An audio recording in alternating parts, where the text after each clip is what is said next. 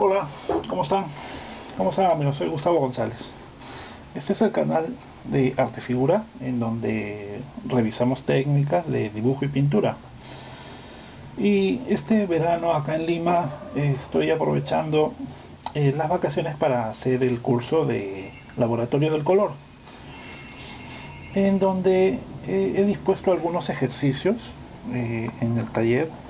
Acá tengo varios, los he juntado como para tener presente mientras hago este video, qué es lo que hemos estado elaborando, y poder explicar cuál sería el método de este nuevo curso. Queremos entender el color. Seguramente ya tienes nociones de cómo hacer el volumen o los volúmenes. En cuanto al dibujo, ¿no? De repente hasta ya has intentado hacer algunas grisallas, es decir, un tratamiento monócromo, pero con el óleo. Pero queremos comprender lo que ocurre con el color. Yo diría que para comprenderlo plenamente es cuestión de experiencia, de manera que en el curso lo que se te propone es que primeramente observes de manera libre, ¿no? Que observes el objeto que quieres pintar o la imagen que quieres pintar, que trates de sacar algunas conclusiones de acuerdo a lo que vas viendo. Eso te va a dar experiencia y una opinión propia del color, ¿no? De nuestro tema, el color. Luego hay que reflexionarlo, tenemos que razonarlo, ¿no? Mediante la guía tenemos un PDF y los videotutoriales. Entonces vamos viendo un acercamiento teórico hacia qué cosa es lo que deberías observar en el modelo, ¿no? Hemos hecho un ejercicio desde cosas sencillas. El primer ejercicio es de las frutas, que está ahí arriba, en donde vamos reconociendo las mezclas en esa composición de cálidos, las mezclas, y poco a poco vamos viendo un proceso de reconocer el color. Utilizamos los métodos de las tarjetas, es decir, hacemos una mezcla de un color que estamos buscando, lo pintamos encima de una tarjeta y comprobamos, ¿no? Comprobamos con el modelo. Es interesante porque siendo un método tan sencillo, pero nos pone en el camino correcto de conseguir el color exacto, porque a veces observamos el modelo y hacemos una mezcla, pensamos que está bien, pero ocurre algo con el color, ¿no? Que es una sensación que se completa en tu cerebro. Cuando nosotros nos enfocamos en un color y lo seleccionamos por fuera del mosaico de la pintura, pues no tenemos cómo observarlo verdaderamente. No es completo esa reflexión del color, no podemos denominarlo plenamente. Cuando el color está dentro de su ecosistema, dentro de su mosaico, interactúa con todos los demás colores, de manera que cambia, ¿no? Nosotros vemos en el PDF lo que llamamos influencia de color. Los demás colores hacen una cierta influencia sobre el color, sobre un color determinado, hacen una influencia. Y sobre todo los colores fuertes, ¿no? Los colores intensos hacen una influencia mayor en los colores más débiles, más grises, más de repente más apastelados, ¿no? Y a eso le llamamos también la mezcla óptica. Es muy interesante, pero ya no es una mezcla que hacemos en la paleta, es una mezcla que ocurre cuando ya tenemos el entorno completo. De manera que por medio de la experiencia nosotros ya entendemos cómo va el color, va a ser transformado en el momento en que lo colocamos sobre un fondo determinado, junto con otros colores vecinos. Entonces interactúa, ¿no? Entonces la historia no se completa hasta que está todo el entorno. ¿Cuál sería el método para trabajar? Yo diría que el proceso más lógico sería el llenado de las partes importantes y grandes. Un llenado que llamamos mancha, un manchado, ¿no? Tomamos entonces un pincel amplio, ¿no? Puede ser un pincel grande, y llenamos las partes grandes así con un esbozo, pero ya que se vaya acercando al color de las áreas grandes, ¿no? La luz, la sombra de un elemento. Si hay un fondo, también hacemos el color del fondo como si fuera un acuarelado sencillo, ¿no? Lo que llamamos una capa inicial de manchado. De esa manera, cuando ya vamos mezclando y colocando, ya tenemos toda la interacción desde las masas amplias, grandes. Ya sabemos exactamente cómo va a afectarle a esos colores que vamos mezclando y poniendo. La paleta puede resultar también un engaño, porque si nosotros empezamos de una base que es oscura y nosotros estamos mezclando los colores desde una paleta blanca, toda esa interacción de los colores cambia. Es diferente mezclar sobre una paleta blanca, ¿no? De repente acá vemos un color que es muy oscuro, pero en el entorno, cuando colocamos ese mismo color, se ve como si fuera un medio tono o como si fuera muy claro. ¿Comprenden? Entonces es bueno tener de repente una paleta específica para el tipo de cuadro que estás haciendo, ¿no? Si es un cuadro al estilo barroco con muchas sombras, pues sería bueno tener entonces una paleta que se acerque a esos tonos ya, ¿no? Una paleta de madera puede ser, en términos generales, ¿no? Luego, veamos acerca de las mezclas, ¿no? Cuando nosotros hacemos las mezclas, ahí más o menos se puede ver la paleta, ¿no? ¿Qué cosa es lo que nosotros podemos hacer con el color? O sea, ¿cuáles son las alternativas que nosotros tenemos para manejar el color? Bueno, es interesante. Por ejemplo, si tuviéramos un siena tostada, algo de siena tostada, es un color puro, es decir, es como ha salido del tubo.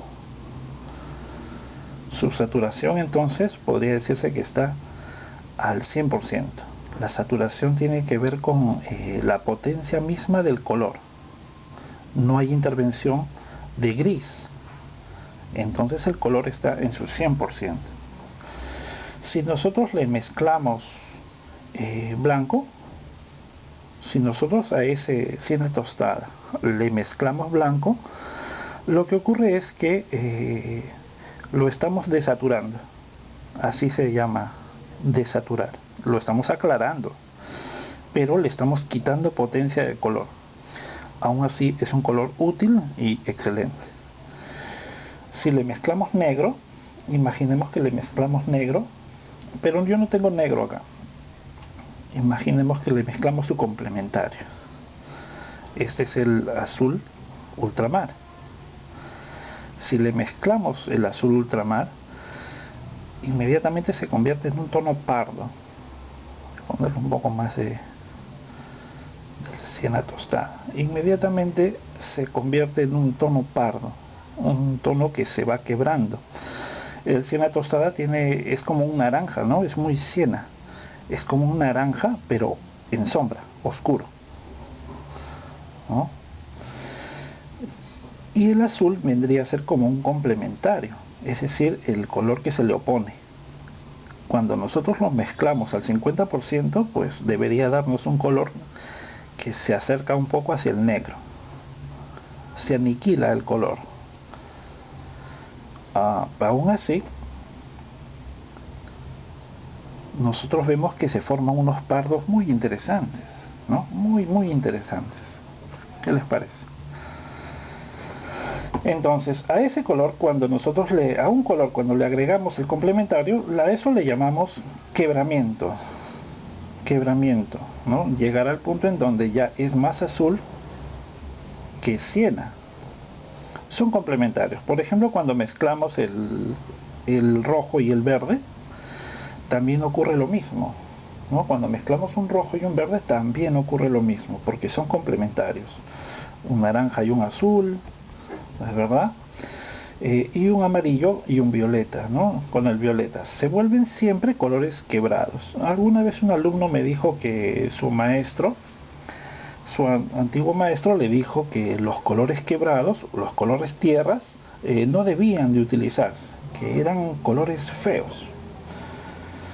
Y él me lo mencionaba porque en el libro de paleta y mezcla que yo hice, yo mencionaba que al contrario, los colores tierra son fabulosos, son excelentes, muy útiles para hacer las sombras, ¿no? Para hacer todas las sombras. Los colores tierras, los colores quebrados, son los que nos ayudan justamente a conseguir los tonos en sombra o para hacer balances de las temperaturas del color, ¿no? Muy bien.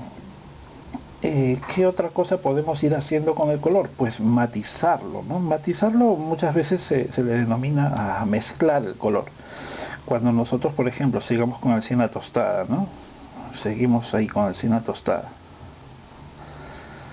Ya vimos entonces cómo quebrar ese siena tostada. Podemos el siena tostada llevarlo un poco más hacia el rojo, ¿no? Le añado un poco de carmín y me va a quedar un color siena, pero ya más rojizo. Más rojizo. Esto en combinación, cuando nosotros vemos estas derivaciones o matizaciones del color, es lo que llamaríamos gama, ¿no? Existe un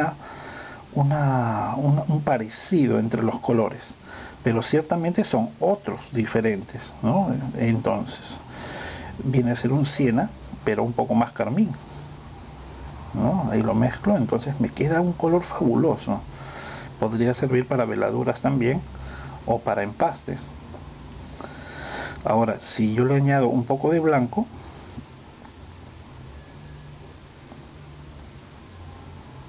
ya es otro color distinto, está más desaturado cada vez, entonces va a representar muy bien las luces. Ese mismo siena lo estoy llevando entonces hacia una derivación o un color agregado que podría servir, por ejemplo, para hacer las partes de la piel más irrigadas de sangre, ¿no? Y le puedo seguir añadiendo blanco. Ahora, muchas veces en el taller, cuando venían los alumnos en el taller presencial, a veces ya tenían justamente experiencia en la pintura, pero lo que hacían era sobar el color, o sea, de lo oscuro hasta la luz, simplemente sobaban y se producía mecánicamente un medio tono. Pero es muy diferente a manejar el volumen por la paleta, en donde nosotros producimos el tono intermedio y lo colocamos. Entonces ellos mismos se daban cuenta de que no tenían color, había volumen pero no hay color. Entonces la paleta, el manejo de la paleta, me refiero, vendría a ser que podemos derivar a voluntad el color hacia matizaciones sutiles, ¿no? Aquí, por ejemplo, el siena podemos llevarlo hacia el color complementario, quebrándolo, añadirle un poquito de blanco, porque los colores oscuros no se detectan fácilmente, ¿no? O sea, de repente en pantalla no se ve el color, pero si le añado un mínimo de blanco, sí. Entonces le agrego un poco de blanco sin desaturarlo demasiado. Entonces fíjese, es un color, a mí lo que me gusta es cómo el color puede variar, cómo el color puede variar sutilmente, y después cuando lo vemos transformado en secciones que dan volumen y hacen ver una forma, se ve muy buen manejo en la pintura. Entonces tenemos tres valores de un siena rojizo. Tenemos la desaturación directa con blanco, el quebramiento hacia su complementario. Si yo tuviera, por ejemplo, un color negro, también podría llamársele desaturación cuando el siena le añadimos negro, ¿no? Es algo parecido a mezclarlo con el complementario, pero no es igual.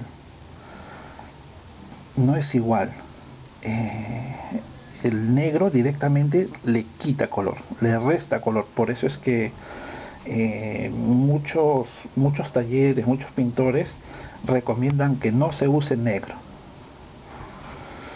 Bien, pero yo creo que no es que el negro tenga algo de malo, es simplemente que hay que saber utilizarlo, hay que saber utilizarlo, añadirlo a la mezcla sí, pero sin que parezca que directamente es negro, ¿no? Siempre que tenga una derivación hacia un color. Bien, entonces cuando nosotros en las mezclas nos hemos pasado mucho de color, es decir, en nuestra mezcla nos hemos pasado de repente de amarillo y no queríamos ese color tan amarillento, ¿no? Un siena, pero está muy amarillo, entonces ¿cómo lo rebajamos? Directamente lo que tenemos que hacer es mezclarle su complementario, ¿no? Quiero regresarlo hacia un tono un poco más neutral, sin tanto amarillo. Entonces a esa mezcla le vamos a añadir el complementario del amarillo, un violeta. Entonces fabrico el violeta, un poco de azul ultramar, que viene a ser dentro de los azules que yo tengo. Este es un cobalto, este es el ultramar. Dentro de los azules, ese sería el ultramar, el más frío, ¿no? Por comparación entre azules. Y dentro de los rojos tengo un cadmio y un carmín. Pues el carmín es más frío que el cadmio, ¿no? Porque da una sensación más violeta. Entonces al mezclarla a ese color recompongo un violeta, ¿no? Entre el azul y el rojo recompongo un violeta, y al mezclarlo con ese color otra vez lo regreso hacia un color neutral que es más favorable.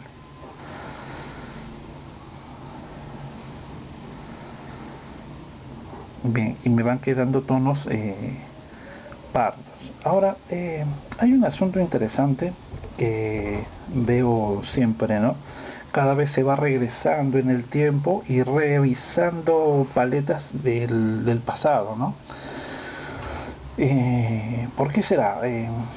Es decir, los mismos pintores, con su desarrollo, llega un momento en que cambian su paleta, o sea, tienen una manera de pintar, como por ejemplo estudiamos en Velázquez, ¿no? Que empezó con marrones y grises y de pronto cambió a una paleta colorida, ¿no? Con más tonos coloridos, es decir, luminosos, ¿no? Con naranjas, azules. Entonces, nuevamente a veces los pintores de esta época regresan otra vez a como pintaba Caravaggio, o sea, de donde se guiaba primeramente Pacheco o el mismo que era profesor de Velázquez. Entonces a veces regresan a las técnicas de Caravaggio. Es como un retorno, ¿no? Cuando nosotros hemos visto ya que hay una evolución de esos mismos pintores hacia el colorido y el buen manejo de la luminosidad y permanencia del color. Bueno, es como una exploración histórica en el taller, ¿no? A ver, como decir, vamos a pintar con la técnica de Caravaggio y se realizan los cuadros, ¿no? Pero como les digo, hay que tener en cuenta que esos mismos pintores también evolucionaron hacia algo diferente en el tiempo. Pero resulta a veces muy sexy, muy publicitario decir esta es la paleta de Velázquez y ponen así la selección de colores, ¿no? O este es el medium que utilizaba Rubens o Velázquez. Entonces, como si fuera un producto que tú pudieras comprar y que ya pudieras acceder a esa calidad de pintura. Y nada es más fantasioso, ¿no? Un pintor inteligente no cae en eso. Sabe que no es que exista una paleta que te va a llevar al éxito. No hay un medium que te va a llevar a pintar como Rubens o como Rembrandt. Eso no tiene ningún sentido. Lo que necesitamos es conceptos. ¿Qué conceptos utilizaban ellos? ¿Y cómo es que se manejaban plásticamente con esos conceptos? Sus materiales pues eran mucho menos que los que tenemos ahora. Nada se le compara a la selección de colores que nosotros podemos encontrar en las tiendas hoy. Entonces, revisar el pasado, tomar un tipo de paleta de un pintor, no sé, lo encuentro como más un tema que quiere vender algo, ¿no? Pero si vamos a aprender pintura, pues vamos a aprender pintura, no vamos a aprender efectos, ¿no? Una paleta de un pintor específico solo te va a servir si tú quieres hacer un trabajo idéntico a ese pintor, ¿no? Como les digo, esas paletas del pasado, de los barrocos de repente, solo le van a servir a los que pintan en taller con sombras, con muchas sombras, con poquitas luces, ¿no? Pero no te van a servir de nada si te quieres ir a hacer paisaje, o si tu tema tiene colores encendidos, ¿no? No te va a servir de nada esa paleta. Negarte de algunos colores que pueden servirte para composiciones interesantes también no tiene sentido, ¿no? Claro, en un nivel didáctico, tú tienes que saborear todos los colores. O sea, cuando tú inicias, tienes que saborear y entender cómo funciona este color más este. Y si le agregas un poquito de este, saber por experiencia propia qué color va a salir. ¿Ya? Entonces ya no es una incógnita, ya tú entiendes que este más este te da un tipo de verde. El amarillo y el cobalto te va a dar otro tipo de verde. Entonces tú ya lo tienes en tu catálogo mental.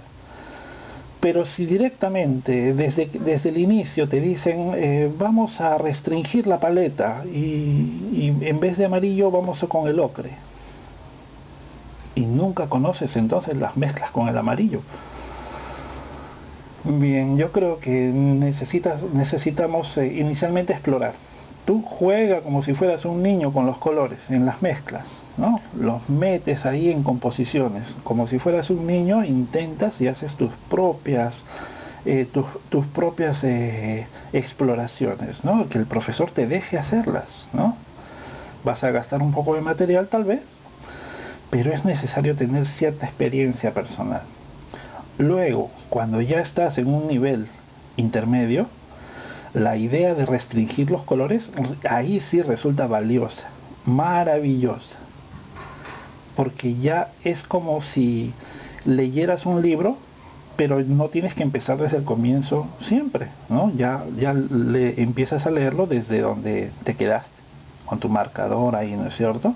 En cuanto al manejo de paletas es lo mismo. Si en tus composiciones sueles tener colores pardos, entonces directamente el amarillo cadmio no te sirve, o sea, no lo sueles utilizar mucho. Entonces ahí vas a utilizar el ocre, por ejemplo, los tierras. De repente el azul casi no lo usas. Por ahí podrías tener el ultramar, pero el cobalto es un color que es muy frío, demasiado frío, y no entra en tu tipo de composiciones casi nunca. Entonces ese color no te va a servir, lo retiras, ¿no? Incluso en la paleta de Zorn no se usan los azules, se usa directamente el negro, que mezclado con el blanco producen unos colores que son como grises acromáticos, que como se ven fríos en un entorno cálido, dan la sensación de azules, ¿no? Yo también he utilizado ese tipo de recursos haciendo parecer colores acromáticos como azules. Pero a los coloristas eso no les gusta, ¿no? Es decir, a los coloristas sí necesitan, les faltan colores, ¿no? Colores violetas, colores verdes y varios verdes, ¿eh? Pero son pintores que lo necesitan porque su tipo de pintura es viva, es de ir al campo y pintar todos los recursos de color que se tienen allí, ¿no? Entonces, nada es bueno, nada es malo, es cuestión de cómo vayas haciendo tu enfoque. Poco a poco, con la madurez, tú vas encontrando cuál es el tipo de pintura que más te agrada a ti. Entonces vas haciendo como una selección de manera natural, ¿no? Si te gusta Velázquez, muy bien, entonces vas acercándote un poco a esa estética, a ese color, escoges incluso cuáles son los temas, y esos temas tienen concordancia con la gama de colores que sueles usar, ¿no? Muy bien. hemos visto entonces en el curso varias demostraciones. He incluido la del Cristo al óleo, que está aquí, que es una demo que hicimos hace un tiempo, solamente para ver cómo funcionan los esfumados, ¿no? Cómo funcionan los esfumados en el óleo. Porque si nosotros nos ponemos a observar cómo es el manejo del pincel para dar el tratamiento de esfumados, pues se ve un poco interrumpida esa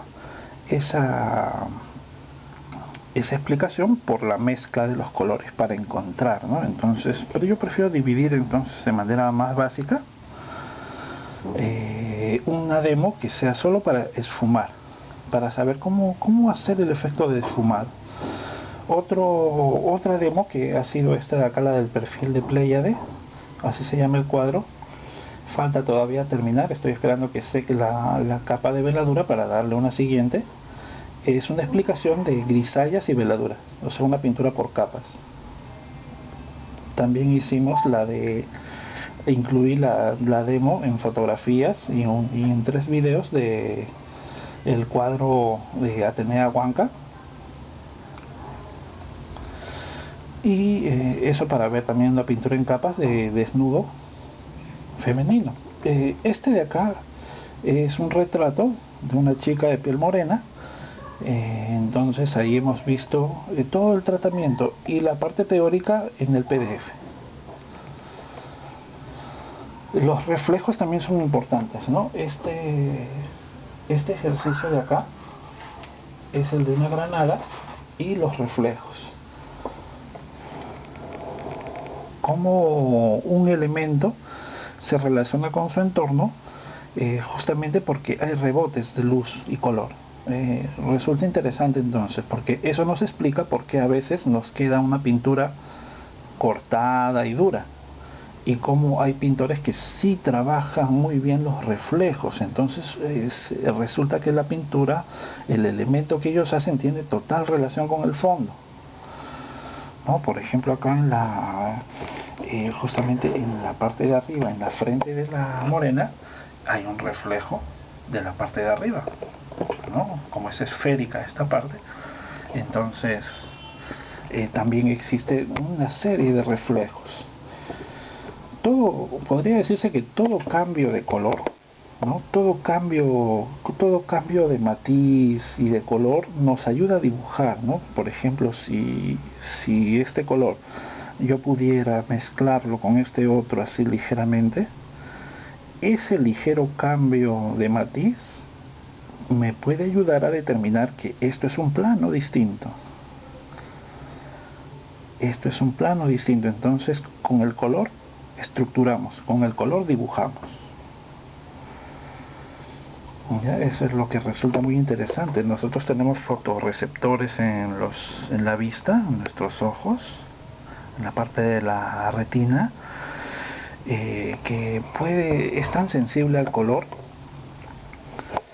y tenemos que aprovechar eso, ¿no? Muy sutil. Luego también hemos revisado el tema interesante de los esfumados, ¿no? Y como un apartado siempre en las demos, en donde hacemos la técnica del esfumado, como esto vendría a ser un esfumado mecánico. Imaginemos que este es el lienzo, ¿no? Entonces vamos haciendo un tono intermedio que suaviza un color con el otro, ¿no? Pero tiene que hacerse de manera que no se ensucien los colores. Imaginemos entonces una sección que barra de un lado a otro las masas, entonces el color ya no se determina bien, se ensucia. Cada espacio debe tener su particularidad. Entonces mucho cuidado con los esfumados. Si estamos colocando bien el sistema de masas para hacer la pintura, el esfumado ya es cosa de niños, ¿no? El esfumado ya es cosa de niños, pero igual hacemos siempre un apartado para explicar cómo funciona esa técnica, ¿no? Recuerdo que a veces me pedían que explique cómo es el esfumado, ¿no? hablando de Leonardo muchas veces. Muy bien, lo dejo aquí es el video, ¿no? Es para contarles un poco lo que hemos estado trabajando en el curso. Recuerden, es un PDF y son videotutoriales. Algunos los dejaré libres para el canal. Me despido, un abrazo para todos.